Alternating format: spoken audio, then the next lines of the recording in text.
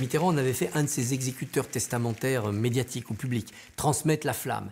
Et la sincérité de l'affection de Mélenchon pour Mitterrand, un an après sa mort, la manière dont il en parlait, signait l'authenticité du bonhomme. Et on ne peut pas détester Mélenchon quand on a connu cela. Et malgré tous nos différends, toutes nos disputes, toutes les injures que j'ai reçues, je n'ai rien perdu de mon affection personnelle pour un homme politique qui peut avoir une telle piété filiale pour Mitterrand et pour celui qui l'a fait en politique. Zéro traîtrise, zéro insulte au passé chez Mélenchon.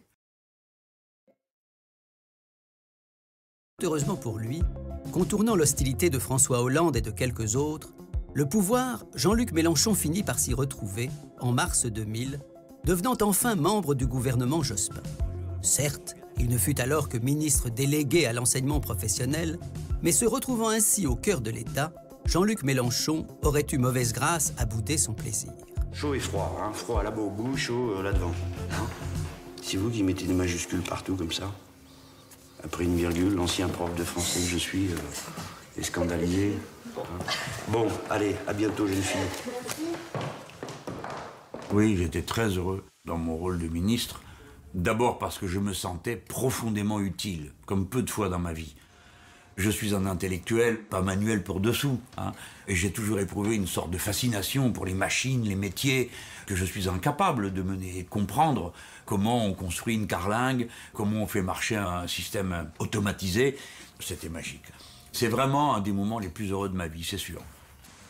C'était un très bon ministre. Il avait d'un seul coup la glorification du travail manuel, la grande noblesse de l'ouvrier, de l'apprenti, de celui qui fait avec ses mains. C'était pas une posture, c'était une conviction politique forte. Il a eu trop peu de temps et trop peu d'argent, sinon cette politique-là était la bonne. Tous les gouvernements suivants ont couru après avec de grands discours et peu d'actes. Il a failli être un très grand ministre, il lui a manqué du temps et des moyens.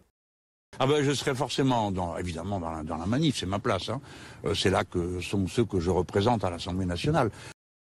C'est curieux que vous n'imaginiez que les gens ne peuvent avoir que des motifs... Vous êtes un homme politique, allez. Mais, vous n'allez pas me faire croire que, bien sûr, quoi? vous avez des Et alors, c'est une tare? Non, pas du tout. Vous êtes journaliste, c'est pas une tare. Ben, c'est ça. Il y a des jours, on se demande, parce que comment vous osez me dire, je fais tout ça pourquoi? Pour moi-même. Mais vous savez quel âge j'ai? Ma vie est faite, madame. Je pourrais rester chez moi tranquillement. Je pourrais être à la retraite. Je suis dans la lutte. Je participe à leur vie.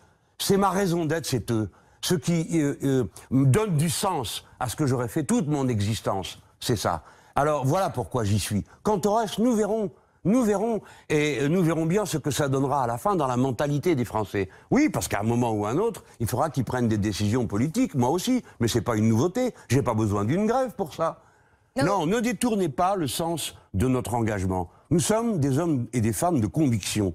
Et nous mettons nos actes en rapport avec nos convictions. On essaye de le faire aussi bien qu'on peut. Voilà.